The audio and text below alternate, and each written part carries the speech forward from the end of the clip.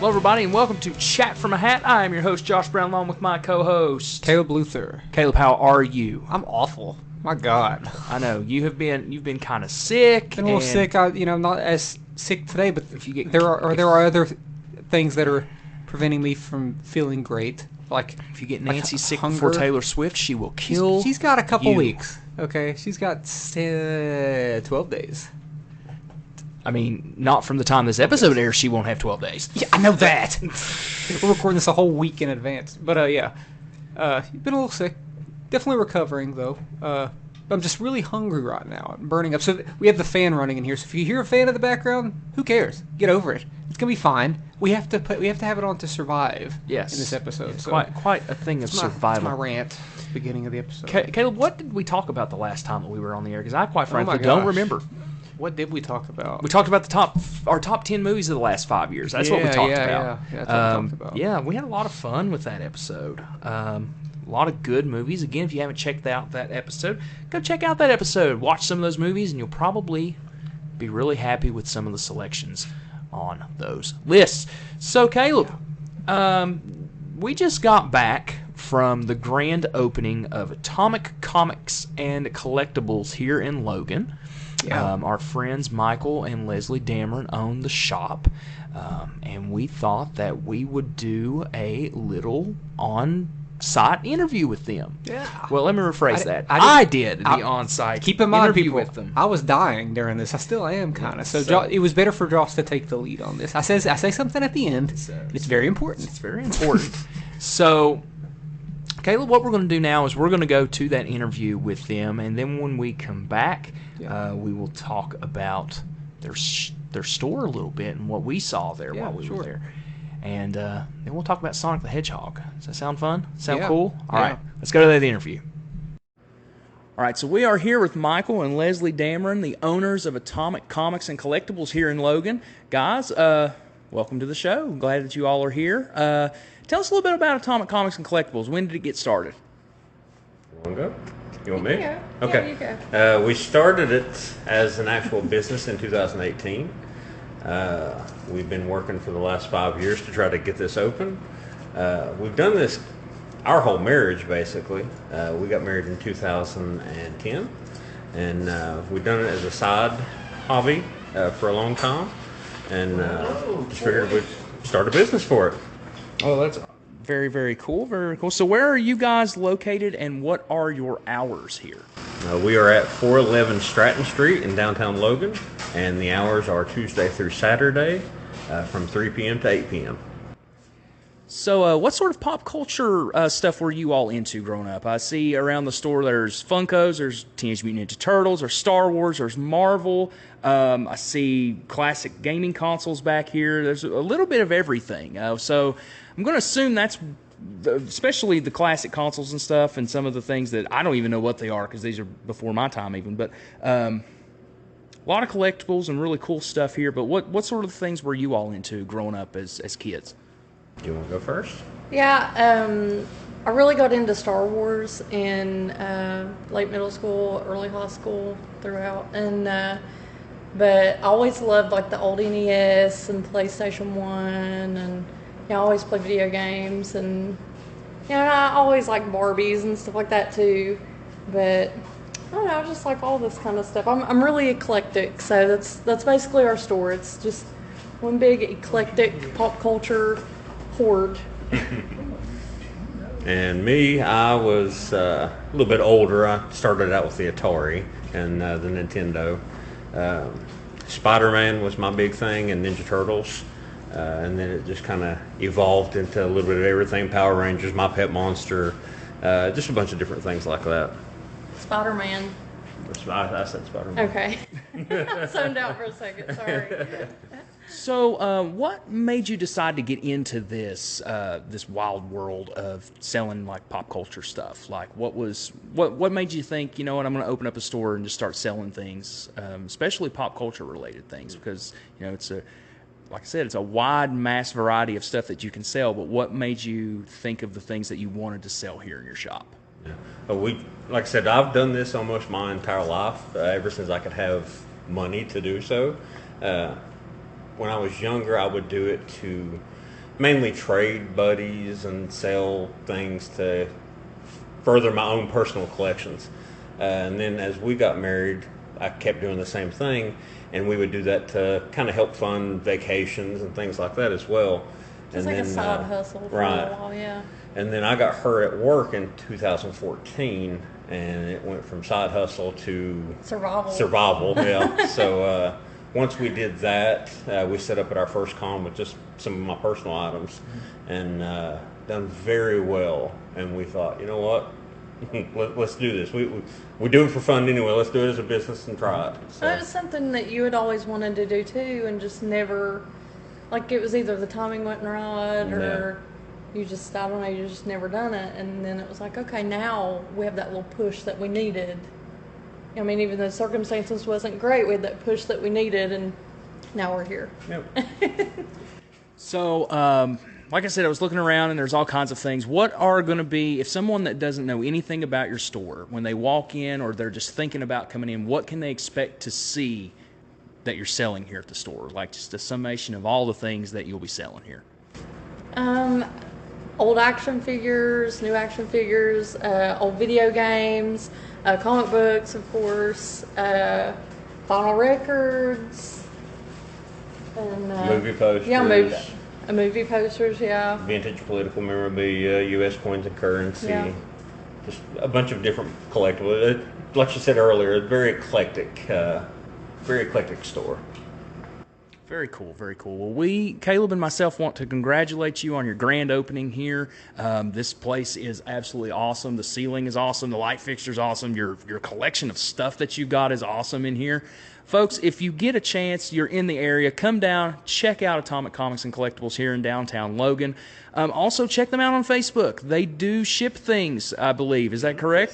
Yes. They do ship things to anywhere in the country, anywhere in the world. They will come and send you things that you might see on their Facebook page. But if you want to be that person that wants to come to a brick and mortar store and check out everything that they have, come down here and check them out. Again, you can rewind and hear their hours from earlier, or send them a message and ask them. But come down here and check them out. Check them out on Facebook. Check them out wherever they might be on social media. Where can people find you on social media? Right now we just have the Facebook page, but hopefully as time progresses we'll expand to a couple other venues as well. But as of now, it's just the Facebook page. Okay. And we will leave a link on our Facebook page to their Facebook page. And like I said, come down here and see them. Caleb, you have anything to add since you're just standing here? I bought a Nintendo 64, and it's awesome. So, yeah, come out and see them. See what they got. They're going to have more stuff coming in daily, so come check them out.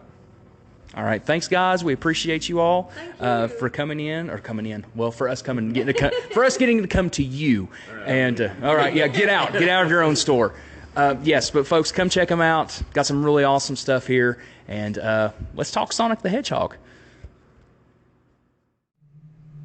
All right, Caleb, and we're back. Amazing interview. Thank you. I did my best. You did so well there at the end. Listen, I'd already did my big thing for the day when I was by this N64. Okay, well, let me tell you something. Never had one before. We have some vegan black garlic dry roasted mixed nuts here, and I'm gonna try one real quick. You've had one, and you know the result. I had a cashew, and I didn't like them. So you know the result. You know it's gonna be bad. It just tastes like straight up garlic. Yeah, that's terrible. Don't try those. Don't eat that. Don't ever eat that. Vegan black garlic dry roasted mixed nuts from Target. Don't eat those. Not a sponsor.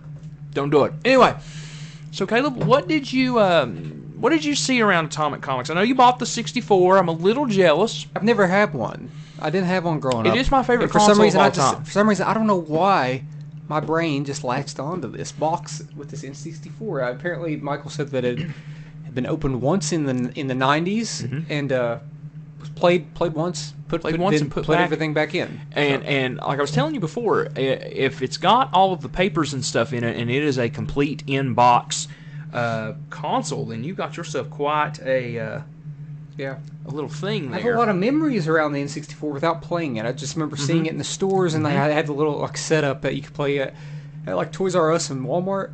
Yes, yeah. I didn't have it. So the N64 was probably it's my favorite console. There's no question. Super Mario 64 is great. GoldenEye 007 is great. Super Smash Brothers, Mario Kart, Donkey Kong, Banjo-Kazooie. God, I mean, WWF No Mercy. Star Fox. So good. Star Fox, yes, dude. The Rumble Pack. I forget about the Rumble Pack. Kirby. Kirby's on there. Yeah, there's a Kirby game on it. Okay. Is Kirby Legend of Zelda: Ocarina Is Kirby of Time. connected to Mario? Or Not really. Okay, I just didn't know. No. I don't know anything. It's a different I don't know company. things. I don't It's know okay. Nintendo. It's okay. Never had a Nintendo console my whole Well- life. I take that back. I did have a Wii. Okay. Years later, it was a Yeah. hand-me-down. Yeah. So, yeah.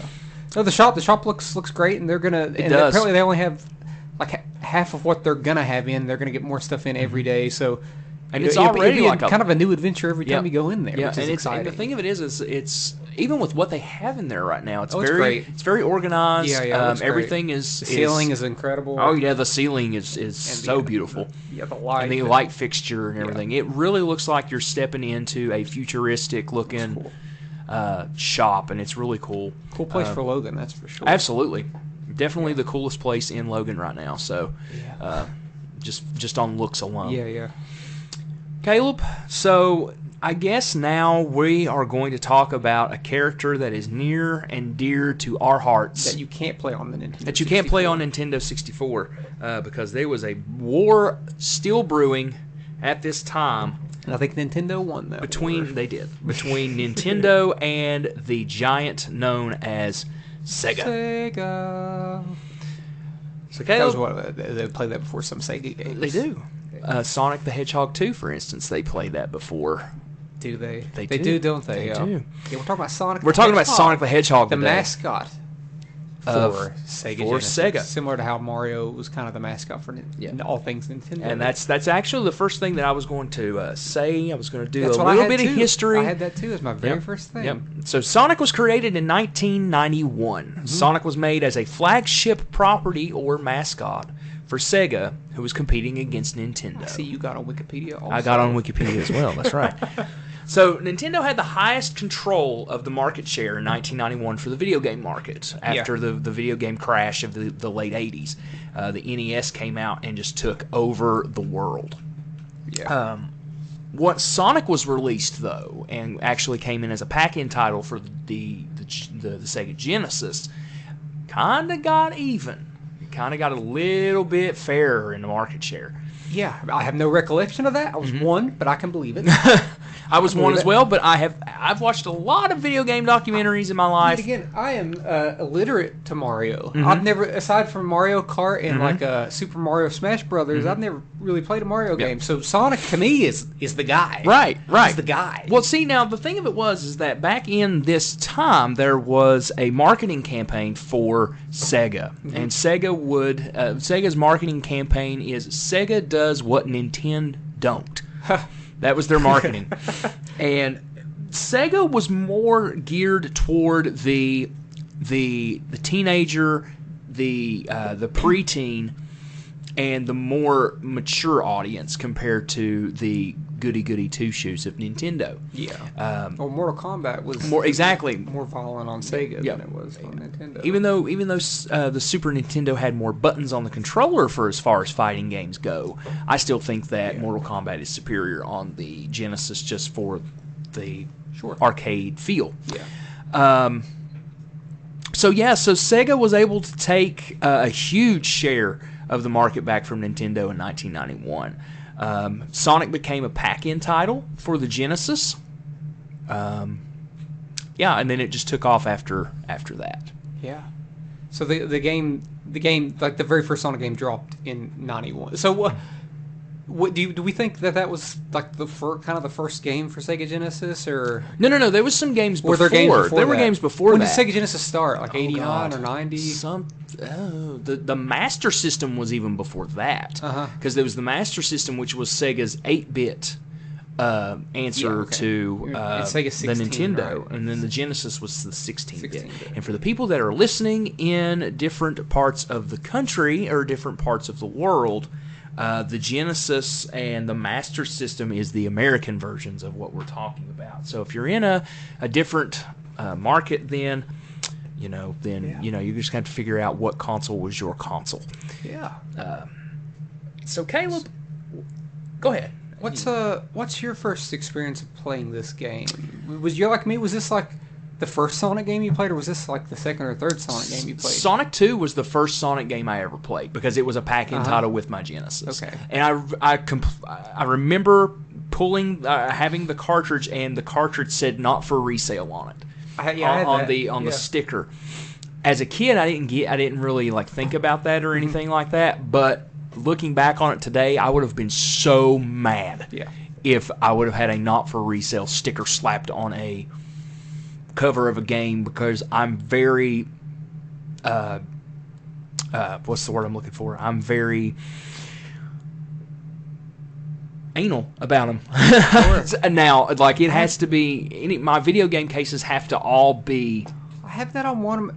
I might have that on my Sonic 1. I'm not sure. I have all three of them still. But yeah, I'm thinking Sonic 1 might have been maybe the third Sonic game that I played. Really? Maybe. Okay. It all happened. It's all blur. Sonic 1 I didn't start playing Sega Genesis until I was 5 or 6. So like all the games had already been out. Same. Like the first three games have already been out. So I was catching up, and then I spent up until I was like 10 or 11 when I transitioned into PS1, PS2. But yeah, Sonic 1 though was probably, unlike you, was the last one that I ever played. It was always growing up. It was always my least favorite of the original Sonic games. Yeah. But you couldn't spin dash. In retrospect, there's a lot of amazing elements to it that make it. It's hard for me to say that it's the worst Sonic game still. I don't know. I'd have to go through. No, it is not the worst Sonic game. We will get to the worst Sonic game. I mean, out of the first three. Those first three. Okay. But the music was composed by Masato Nakamura, who was a bassist of a J-pop band called Dreams Come True, and Green Hill Zone, first level of first Sonic game. Memorable level, memorable music. Oh, absolutely. It is probably still the most memorable music of any of the Sonic games. And while I said this is my favorite game, I think looking back at all the music on this game, I think that it might have my favorite music. Like I think every level is just like even like levels that I hate, the music I'm like, oh, that's a banger. See, that was the thing I was going to ask. Actually, I had made us a little side note here of just some general questions. I was going to ask later what your favorite song and stuff was. So Green Hill Zone is your Green Hill would Zone, you say favorite? I don't know. It's definitely the most memorable music for me in the Sonic games. I'm not sure if it's my favorite. There's a few on this first game that I just think are really like Labyrinth Zone. A couple years ago, or last year, I did some instrumental covers. You can find them on YouTube of Labyrinth Zone and Green Hill Zone and one of the levels from Sonic 3, like the snowy zone. And all those songs they really translate really well into like rock songs. And I don't know, the first game's music is just classic. It's like super duper classic. So we'll talk about like how this game was received, like how people genuinely liked it, critics, and like what kind of sales it did, because obviously the game was extremely well received. I was looking up these different like gaming websites, and I don't know any of them. Like this website called Ace. I don't know if never heard of it. So Sonic got a 925 out of 1,000. That's their grading scale. Wow. And Ace is a multi-format computer and video games magazine. Wait, I know. Yeah. And it won Game of the Year at the Golden Joystick Awards that year. Wow. Sonic 1 did. Wow. And it sold 24 million copies worldwide across all platforms. That's insane. Is that insane? Because I don't know the 24. I assume that's insane. That seems like a lot. At that time, yes. I don't know if it's at that insane. time or not. I don't know if that. Maybe this is just overall since it's been. It could be overall. I'm not sure. Because here's the thing: Sonic 1, 2, and 3 and Knuckles have been re-released so many times. Some of the new re-releases of it actually put the spin dash in.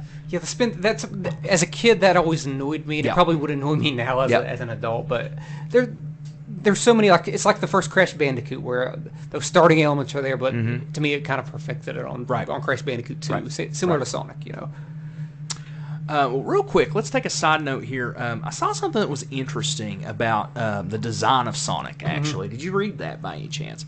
So, I don't think so. So the detailed design of Sonic was aimed to be something that could be easily drawn by children and be familiar, as well as exhibit a cool attitude. Representative of the United States representative of the United States culture at that time. Sonic's blue pigmentation was chosen to match Sega's cobalt blue logo. Sure. Okay, yeah. His shoes evolved from a design inspired by both Santa Claus and Michael Jackson's shoes, with the addition of the red color, which was inspired by the contrast of colors on Michael Jackson's 1987 album Bad. Did not know that either. Which is funny with it, how Michael Jackson plays into Sonic a little bit later. Yeah, we'll talk about that. Talk about that. His personality was based on then presidential candidate and later president of the United States, Bill Clinton. What? And Bill Clinton's get it done attitude during the 1992 presidential campaign. I read that and I was like, I don't see it. If you let Sonic stand around for too long, he will look at you though. He'll look at He's sometime like, today. Sometime, let's go. Let's move. Go. It's got nothing on the Pac-Man game. Pac-Man 2. Oh my God, that Pac-Man game. Good God. That's another episode. Yeah, right? yeah. We need to dedicate an episode just to Sega Genesis. Sega Genesis. We could. Did you also know that Sonic, being one of the most famous video game characters in the world, in 1993, Sonic became the first video game character to have a balloon in the Macy's Thanksgiving Day Parade. I did know that. Yeah, I remember reading about that. Yeah. In 1996, Sonic was also the first video game character to be seen in a Rose Parade. Wait, he really was the first video game character to get a balloon, before Mario? How? Did Nintendo just not care? Because Tom Kalinske is why. Tom Kalinske was the president of Sega, Sega America. Yeah. And to be quite honest with you, as far as targeting the American market, Tom Kalinske had more of an idea than Nintendo of America did. Yep. It's just the way it was. And a lot of people do say that Tom is the reason why Sega dominated part of the 90s. Yeah. Would you say it was Tom's idea to put Sonic in as a play as Would you say up until 95 maybe, something like that? I would yeah. We'll get to why here in a little bit of what was the downfall of Sega a little bit, because there is some things to that. I know the downfall of Sega. I know it. It came out in 93. It's the downfall of Sega, and I'm going to get to it here in a little bit. Okay. Sonic was also one of the 3 game characters inducted into the inaugural Walk of Game class in 2005, along with Mario and Link from The Legend of Zelda. Wow. Cool. So, a lot of people... I mean... Do we think those are the 3 most memorable video game characters in the 90s, those 3? Yeah. Yeah, without question. Sonic and Mario. Mm-hmm. Yeah. I would say I would at maybe least say Donkey Sonic Kong and Mario. hanging around there somewhere. I would say Donkey Kong probably around the 80s. I would say Mario and Donkey Kong was probably. But as far as the 90s go, I would say Sonic and Mario were the. I wouldn't even say Link. I would say Sonic and Mario were the. But in two. retrospect, people will say that that's the actual best game. Those Zelda games are probably the best games. Okay.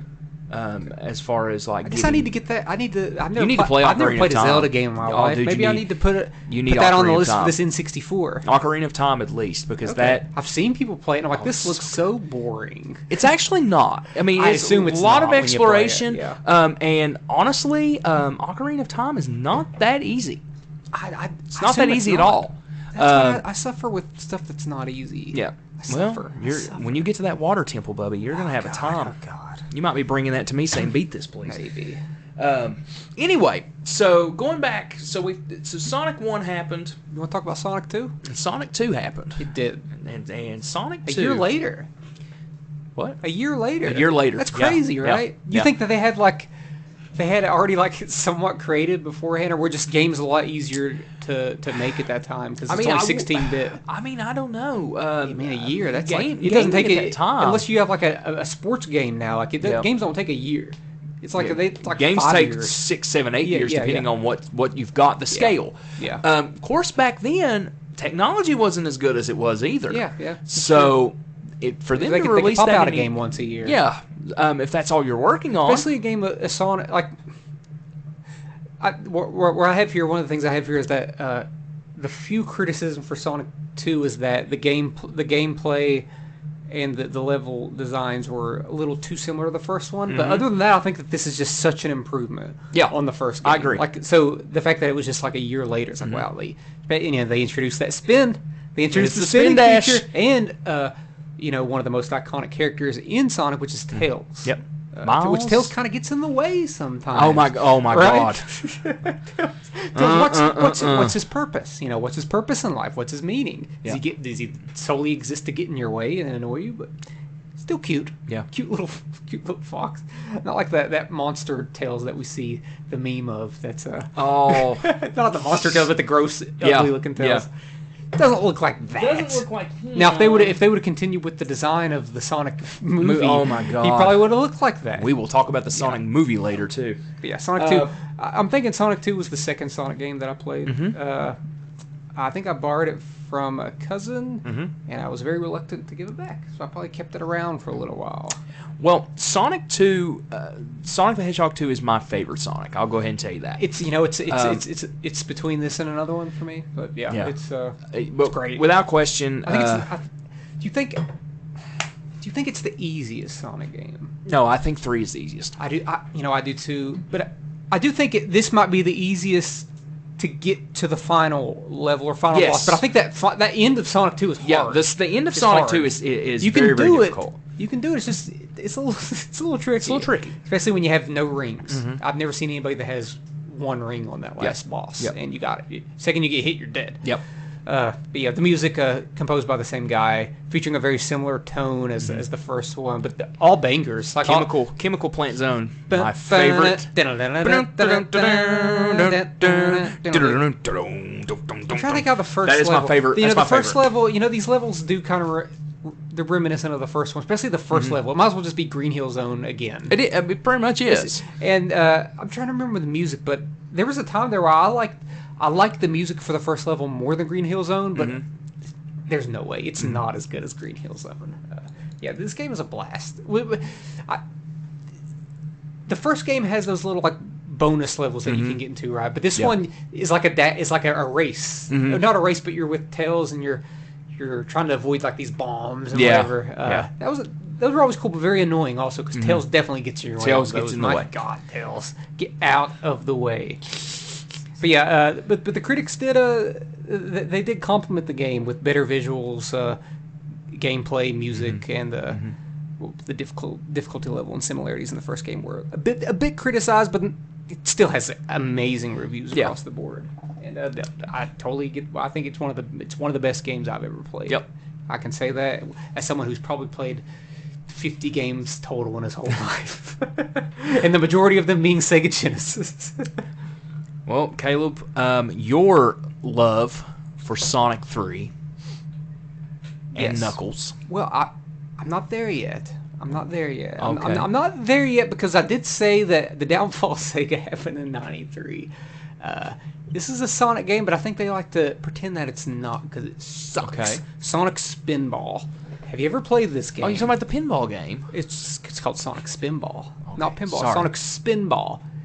It is awful. Is it bad? I don't think I've ever played it. Released in '93. Another one that I took from my cousin. Just took it. I wouldn't say it's their downfall. No, it's awful. It's awful. It's wildly different than the other Sonic games, but it's still not good at all. I took it from my cousin. In retrospect, even though I played it a lot, even though it got really hard in level 3 and I never got past it, the game's pointless. When I'm looking at the first handful of Sonic games, this is a pointless one. It feels like it's made by completely different people, and retrospect reviews gives it a 61% compared to the first Sonic 1, 2, and 3, which all get above 90. Well, that was the thing around this game? No, it was the thing around that time though, is that they were all the time trying to figure out ways to branch out their mascot property into another genre of game. Like they had Mario had a game called Dr. Mario, which was sort of like wasn't necessarily a Tetris ripoff. I remember that. But they also had like Mario is Missing, Mario Paint, Mario this, Mario that. Yeah. And I think Sega tried to test the waters with that, and it just didn't work. They went out of their lane, and it looks to me it looks drastically worse than even Sonic 1. Don't like it. It's a very frustrating game, needless to say. But Sonic 3, on the other hand, was the first Sonic game I ever played. It was the game that I was introduced. It was the first video game I ever played, period. Yeah. Because I got the Sega Genesis when I was a kid. Let's say I got it when I was 5. Let's say then, which came out in '94. Played the heck out of it. Loved it very, very much. Even my parents played it a lot. Like my mom loved this game. What's your first experiences with Sonic 3?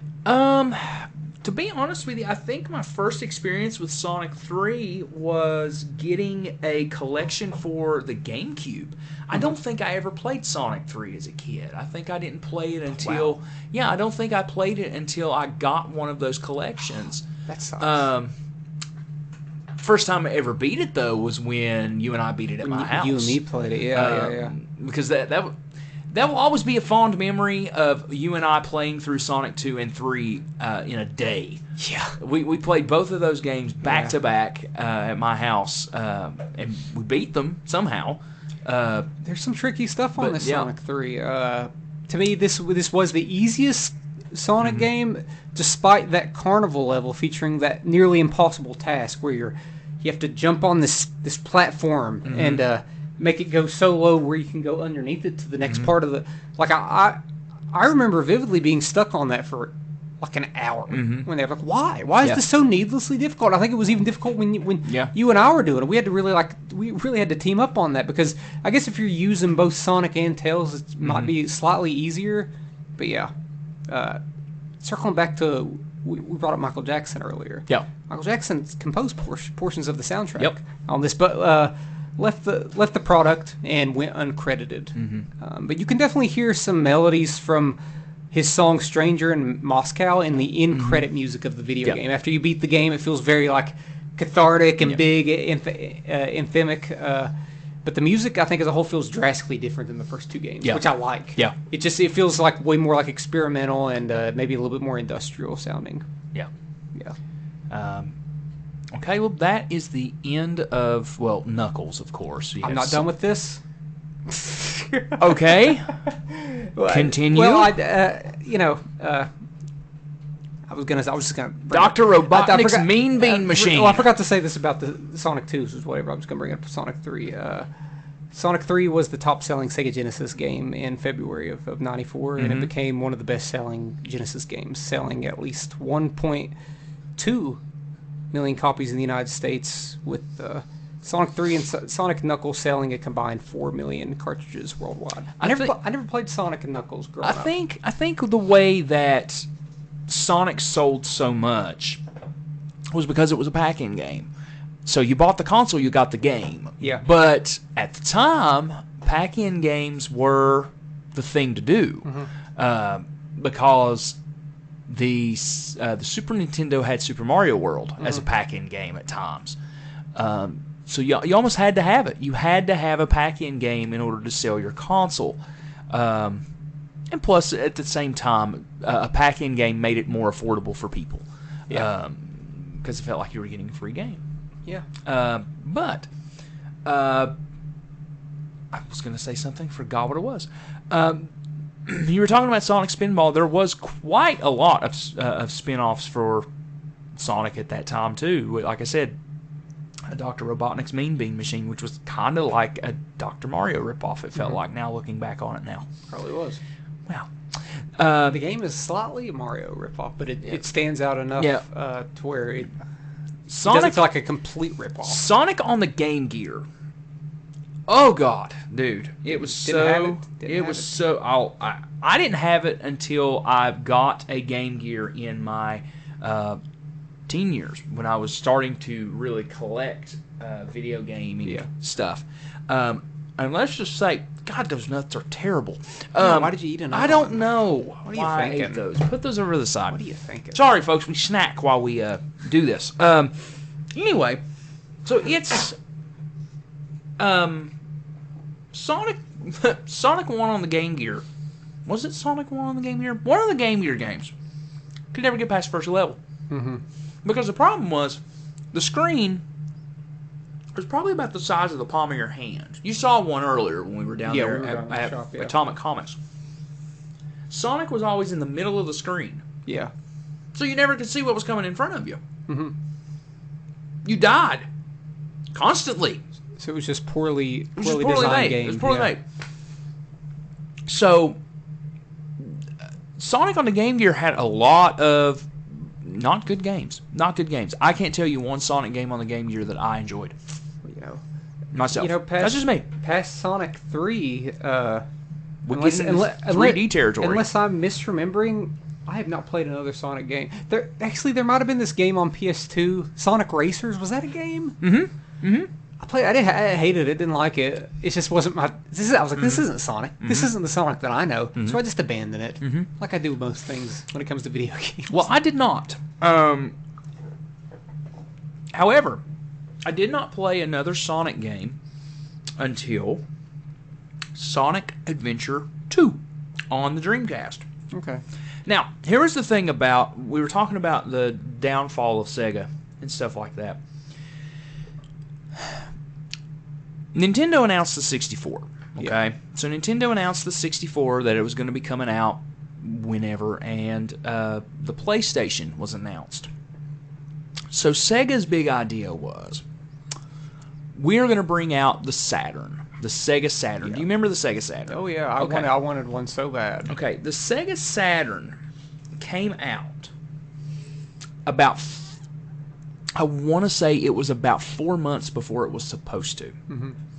Because at the E3 Expo the year, Tom Kalinske, I believe it was who it was, went up on stage and said, the Sega Saturn is available now.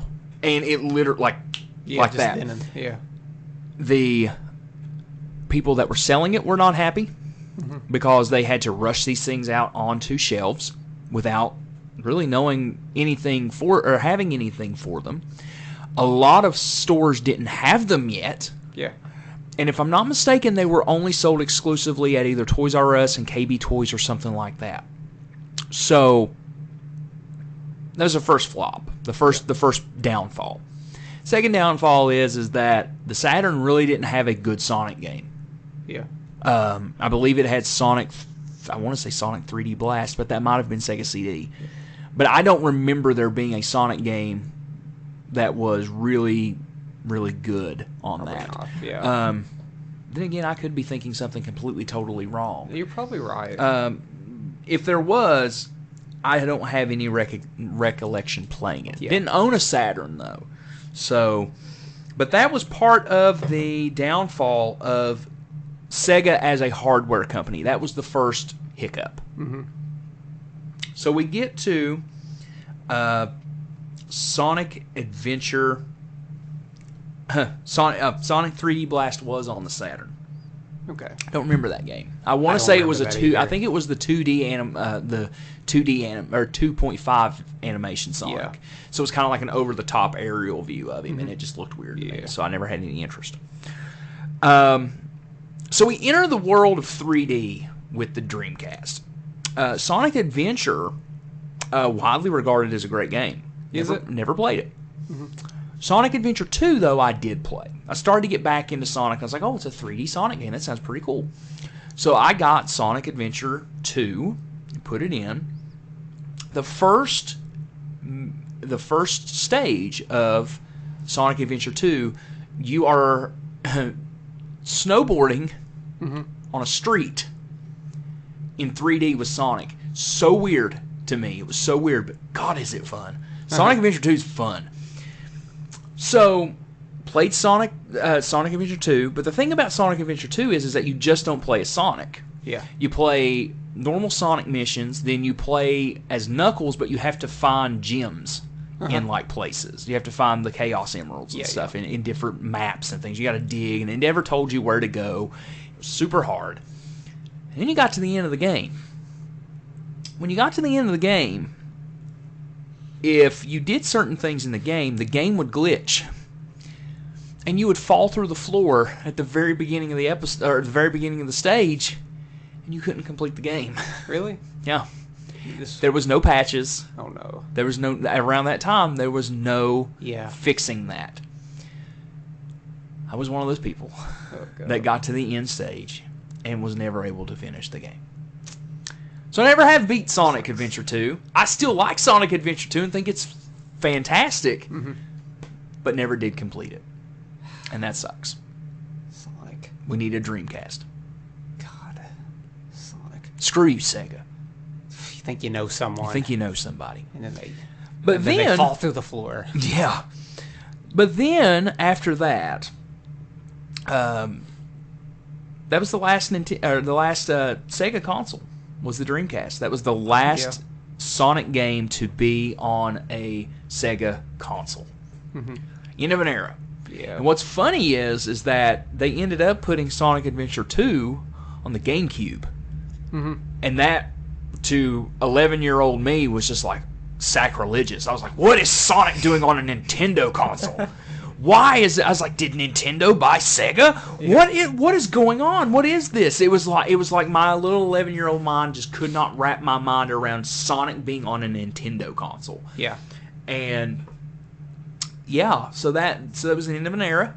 There was a bunch of Sonic games. That was the collection that I was talking about. The Sonic 1, 2, 3 Knuckles. I think it had Sonic Spinball on it, but I never played it. But yeah, so Sonic's been through a lot, dude. Have you ever heard of the reboot? The Sonic the Hedgehog reboot? I don't think so. Oh God. Okay, so we're gonna get dark here. Okay, because this is as dark as you can get with Sega. Okay. So back in 2006, I think it was 2006, Sega had the idea: we're gonna reboot Sonic. We're gonna reboot him in a 3D world. Sort of like the adventure games. They said that this game would be just as good as Sonic Adventure 1 and Sonic Adventure 2. It wasn't. It was better. Let me tell you why it wasn't. They tried to make Sonic have a human love interest. It's the only way to do it. Like literally a love interest. Seems good. Which is weird. They need to do it again. Do it in the movies. And not to mention the fact that the game wasn't good. It was a buggy mess. Another game where you would just fall through the floor. And it's widely regarded as probably one of the worst Sonic games ever and one of the worst games ever. It's dark times. But, going back though, Sonic Adventure 2, we did get Shadow in that, in those games. So we did get a new character. I vaguely know Shadow. Vaguely know I Shadow. don't know Shadow that well, but I know what he looks like. Yep. It's black and yellow. He's black and red. He's black and red. My bad. Jesus, Caleb. I don't know things. You act like he uses guns. Does he? Yeah, in Shadow the Hedgehog, he uses What is it? What? guns. Sonic. What are you doing, Yeah, Sonic? it's also a weird game. It's very weird. Dumb. Very weird. But then we have games like Sonic Mania that is a spiritual successor to those games. And Sonic Mania is awesome. Is it? It's so good. What's that on? Sonic Mania is on PlayStation 4, Switch, Xbox, PC. I think that's it. But it feels like a true sequel to those classic 2D Sonic games. And I've got it. I own it. I've played it. It's really fun. One of these times we're going to have to sit down and beat it. Because it's literally a reimagining of those first 3 games with some new stuff. But what they did was they actually took like ROM people that make their own Sonic levels and said, make Sonic levels for us. Oh, cool. So it's actually like people that are fans and love the game and want a good 2D side-scrolling Sonic game. Yeah. And it works. It's really good. I've put a good, I would say 7-8 hours into that game, and I'm still not done with it. I don't know how long it is. I don't want to know how long it is. But it's very fun. Very, very fun. It feels like a very true-to-form Sonic game. And I'm super excited for the Sonic game that's coming out this fall. Oh, yeah. Yeah. Yeah, you showed me that. Yeah. And that looked, I would definitely want to play that game. Yeah. It reminds me of the Super Mario games that came out a few years ago for the Wii. in the Wii U that was like a party type Sonic game, where you could just pick up a controller and go with your buddies and like complete a level. Yeah. So yeah. Anyway, I've talked for long enough. Go ahead. Where are we at though? Like, Anywhere you want. Where are we at? Pick up wherever. If you want to backtrack, we can backtrack. That's completely totally up to you. I don't think I have much backtracking to do. Like I said, I only really played those Sonic 1, 2, 3. Mm-hmm. I played a little bit of Sonic and Knuckles years later because I didn't have it growing up, but I had it when I bought the collection on PS2 that had all those games on it. That's probably the same collection I had for GameCube. I found Sonic and Knuckles just way harder than Sonic 3, and I quit. I was at that age where I was like, no, I'm gonna do it. Not gonna do it. I was probably like 18. I was like, nah. It's like maybe 7-year-old me could have handled this, but not 18-year-old me. I don't have the patience for this. I'm not quick enough anymore. But don't have it in me. The next thing I have actually goes into Sonic the Hedgehog movie. Yeah, this is the next thing that I have. There was a TV show, you know that, right? Yeah, I know. There was some of it. I just don't remember it. Yeah, I don't remember. I guess that's when they either. got into like the chili dog stuff, where he liked eating chili dogs. Yeah, because he didn't do that in the video games. Those first 3 games. No.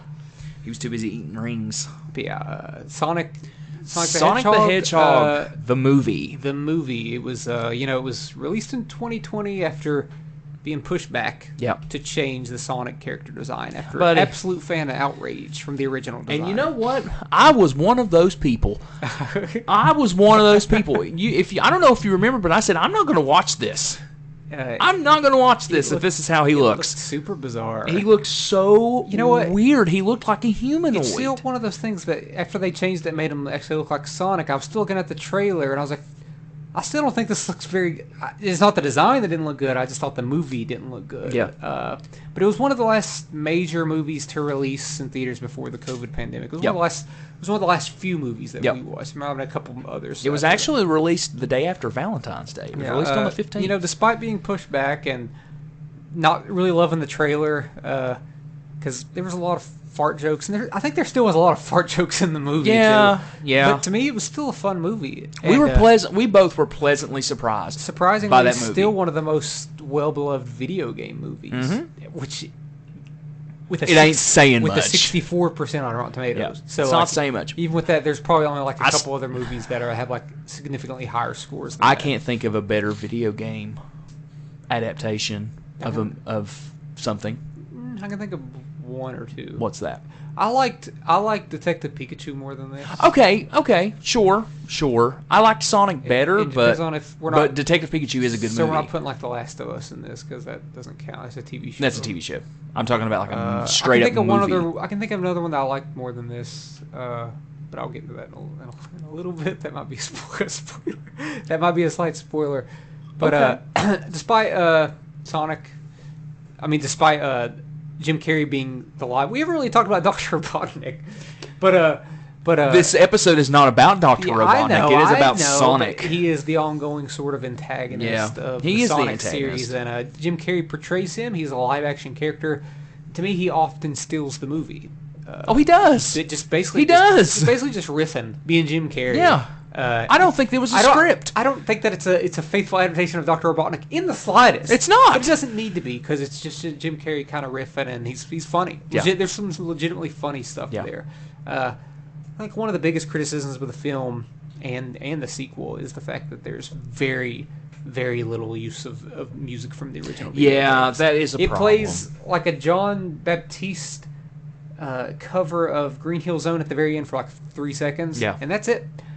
It's unfortunate because instead the musical score is just kind of a generic score for a kid's adventure film. Yeah. Which kind of sucks. I think that you could really utilize that score if you can go on YouTube and see that someone translates the Green Hill Zone music into like movie score music. I'm like, oh my god, this would have been so epic. Yeah. Especially at the beginning when it shows Sonic like in his land and him going around in circles or whatever and the spins. That would have been awesome, but instead the music is totally not memorable in the slightest. It's probably my least favorite thing about the movie, despite being even with there being fart jokes in there. I think the music. Come on, you have this. I don't know if it's one of those things where they can't use it, but then I look at Mario, and they were able to use a lot of Yeah. pieces from the original Mario Yeah. video games, and I don't know. Well, what's the thing? It's like I don't necessarily would see why they wouldn't be able to use it, but I'm like you. I think they wanted to appeal to a more mass audience than just fans of the video games. Which is They wanted that kids' it's money. dumb because if you obviously you can't like note for note use the music from the original one. Like you have to like recreate it and like Right. work it into like the mood of the movie. But I mean like nobody's losing there if you do that. Yeah. It becomes, if anything, a better movie and a Yeah. score that you'll want to go back and listen to because Yeah. you're like, oh, I get to hear these new versions of this music that Yeah. I loved growing up. But yeah, Sonic 2 to me is kind of better than Sonic 2? Son- Yes, yeah, Sonic 2 is I think it's better. kind of better. You know, it has a 69% Rotten Tomato score, which is a little bit higher. I don't understand the scores.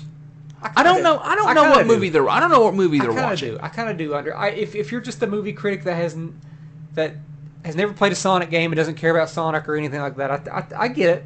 To me, there's a little bit of nostalgia when I'm watching it, despite it like trying so hard to not like cater to me, Right. to cater to my Right. needs, Right. Be like, oh, this is a little kids movie, but I still acknowledge that it's a little kids movie, Right. And they're fun for what they are. And this one obviously introduces Tails and Knuckles. Yep. I think Knuckles is pretty funny. Yeah. In this movie. Well, the beautiful thing is that the voice actor for Tails is the voice actor from the games. oh, what was it? Yeah. Okay. So that's really cool. See, Idris Elba Yeah, plays and Idris Knuckles. Elba plays Knuckles, And- which was weird when we first heard it, but then I was Yeah. like, yeah, okay, why not? Yeah. Why not? Box office, this made $405 million on a $90 to $110 million budget. Became an even bigger success Yep. than the first movie. Obviously, there wasn't a pandemic happening right after this. Yeah. one. Yeah. To, Do you to think- prevent that from happening? Do you think Sonic 1 would have made that much money had it not been for Well, COVID? it made $319.7 million on a $90 million budget. It was a success, and it came out in February. Yeah, and So then it was out. It was so out about a month. About a month before March 13th or whenever everything got shut down. So maybe you gotta think that maybe this movie did really good on the home rentals. Yeah, yeah. You know, because they were really pushing everything well, early. that's what I'm saying. It's like how. What did it? Do you have it pulled up by any chance? What did it make worldwide though? What did Sonic 1 make worldwide at the box office before the pandemic? $319 million. Okay, so it's three. Okay, Yeah. yeah. So It wasn't like a huge war. It was, I'd say most of that might have been domestic. Okay. Okay. But I mean, they're not. This isn't Marvel money. No, But I it's think- still I think impressive for a Sonic video game. movie. I mean, making $405 million on a $100 million budget, it's not bad at all. And plus, not to mention the fact that y'all, from the way it was when I was a kid, there is so much more Sonic merchandise now Yeah. than there ever was when I was a kid. Yeah, Like there's like toys and clothes and I have a Sonic blanket. yeah, blankets, bed sheets. There's Sonic curtains now, Caleb. I've seen them. Sonic's big. I mean, That's what I'm saying. and the It's like movies- Sonic the was movies, if anything, just elevated. Sonic that. was big in the 90s, but there's like this huge resurgence of Yeah. and I know it's 90s nostalgia, Yeah, but it's pop culture. but it's- right now it's like he's surpassed that 90s nostalgia now. It's iconic what he is now. Oh, It's yeah, just he's like like- Mario. It's iconic, these two Yeah. video game characters that have just surpassed anything video what do you- game related. Let me ask you this: What Okay. do you like more? I'm gonna throw in both Sonic movies here. Okay. Do you like the Sonic movies more? Or did you like the Super Mario Brothers movie more? Oh God, that's hard, dude. Because as someone who hasn't played really any of the Mario games, Mm-hmm. I could just tell that it was a better adaptation of the video games, Mm-hmm. making it maybe better than the Sonic movies. It might have been better. I think the Sonic movies. Okay, here's the thing about the Super Mario movie, and this is from somebody that has played both of them. So it's both nostalgic. Both of them are nostalgic to me. The Sonic movie is better because of Jim Carrey Okay. in that regard. But on a nostalgia standpoint, Super Mario blows Sonic out of the water because Super Mario has the music.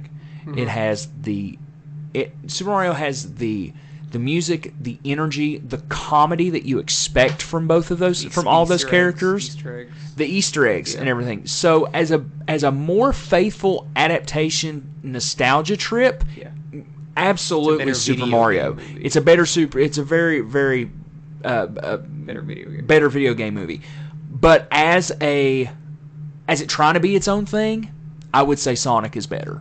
Yeah, I don't know. It's tough. And plus, you got to think though too, Sonic is in a live action setting when Super Mario is a completely animated in its own universe situation, while Sonic is trying to be this live action animation hybrid. Now, if you would have took Sonic and put it in like a Super Mario universe like situation, don't know. Don't know. A part of me wishes that the Sonic movies were fully animated. Oh, I agree.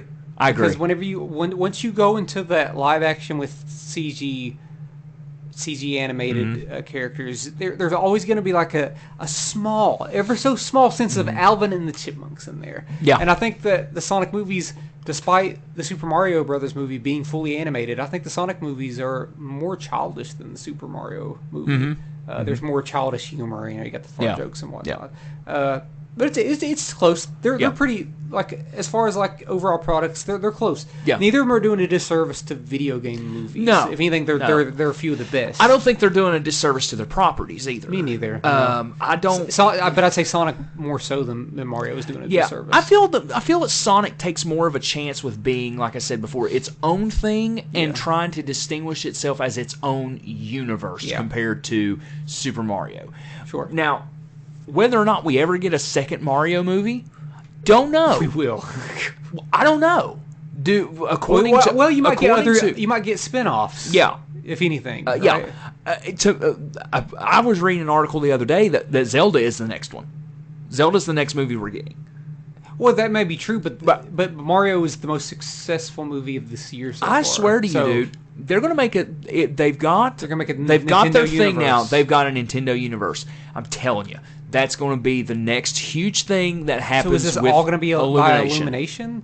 I think so. They need something. I think so. Because they're just riding on that Minions.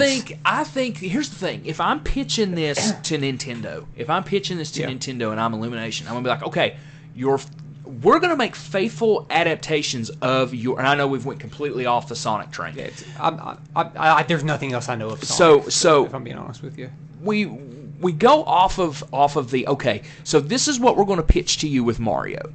We're going to make a faithful adaptation as close as we can without making a side-scrolling or 3D jumping through paintings Super Mario 64 style random level type of movie. Mm-hmm. That's going to be your first movie. Second movie is going to be The Legend of Zelda. Mm-hmm. It's going to be a faithful adaptation of Ocarina of Time. It's the most popular. It is the most popular and the widely regarded as probably the best Zelda game of all time. Maybe I bought this Nintendo 64 right at the right time. Get to these games where they're creating this whole new movie universe with all these Nintendo. It seems like the thing that they're really leaning towards is N64 because I guess that's what the bulk of the nostalgia. I know that some people still have a lot of SNES nostalgia, but I think of our age group, it's this N64 in that era of the mid '90s to late '90s. And the thing of it is too with doing a Zelda movie, especially if you do Ocarina of Time, you don't have Ocarina of Time is a more singular story and linear story than something like Breath of the Wild. Even though Breath of the Wild and Tears of the Kingdom that's out now is this vast open world and has like Tears of the Kingdom has probably the best reviews of all time. It's widely regarded as from a critic standpoint the best Zelda game ever. But for me, I'm pitching it as we're gonna make this faithful, not geared toward children, but it's gonna be more based toward a teenager, but still make it for kids. That's what I was gonna ask. Like, for me, all my knowledge of Zelda, it definitely seems like a more sophisticated video game than Mario. So it is. What if they minionize it and make it like a Despicable Me Link movie? But here's the thing: there's precedent for that because there are Zelda games that he as a kid. Don't do it. But here's but they could because don't. there's a game called Link's Awakening where he is a kid, and it looks like almost like one of those animated like chibi movies. Now tell me this. Yes. Since I have no more Sonic information. Yeah. So we're getting off. We're just going into video game I have world nothing now. else of Sonic. If I'm, No, that's fine. My last thing was Same, Sonic 2. same. So Nintendo, we're talking. Does Pokemon go into Nintendo? Pokemon is Because that was on a Nintendo system. Yeah. But it's by a company called Game Freak. Okay. And they license. So that's for not going to be a Nintendo. part of it. It is a Nintendo prop. It could be. Okay. I think though the problem with doing a Pokemon movie is the fact that you have to be very, very faithful to that. And they've done a Pokemon. They've done Pokemon movies. Well, I mean, they've done Pokemon movies before. They did the animated movies back in the 90s and the 2000s. They didn't get very good reviews. Right. But they are Pokemon. But for No me, doubt. for me, if I'm Illumination, you're doing Mario, Yeah. Legend of Zelda, you do Star Fox, you do Metroid, and then you do Mega Man. no, Mega Man is Capcom. No. And you do Nintendo. oh god, Kirby. You do a Kirby movie just to see if we can make money. You do 5 movies like that, and GoldenEye. then we've done Animated. Golden. No, Animated. but you do all Mario. that. You do that. Okay. Yeah. You do those Donkey Kong. You do a Donkey Kong movie. He was in what you call it. Yeah, I mean, He was in just Mario. Just do a Donkey Kong we're movie. no doubt going to get a Donkey Kong. Do a Donkey movie. Kong. Okay, so that's Yeah. your 6 movies. We're gonna get okay? a Luigi movie too. You Probably. get a Luigi's Mansion movie. That'd be cool. I feel like they kind of did some of that in this Yeah, new one. that would be really Did cool they to do not? like a Luigi's Mansion type movie. But anyway, so that's your quote unquote first phase. Yeah. And you end that phase with a Super Smash Brothers movie. Sure. If they can make a story out of it. They can. There's a story in the game for it. Okay.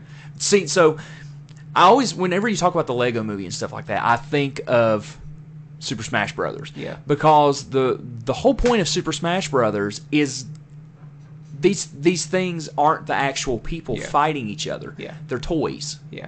They're little. It's literally the whole president of the game is that it's a bunch of figurines that this little kid with hands are causing them to fight. Well, did you say Yoshi anywhere in there?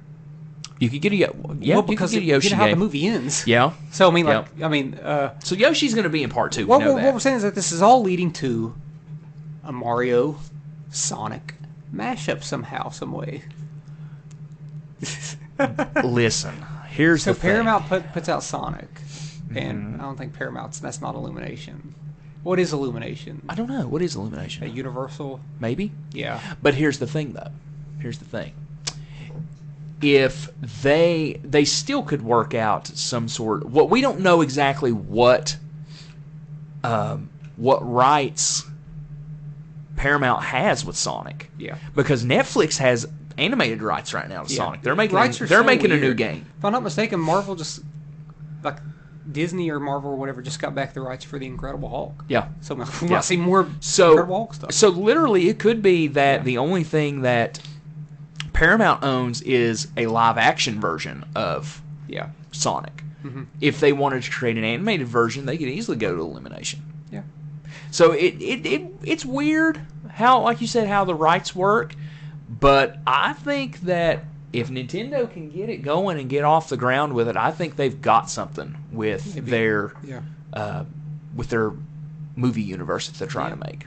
They did a good job with Mario. I know some people did not like that movie and think that it's just I liked it. childish nonsense. But for gamers, Hey. gamers like that movie, dude.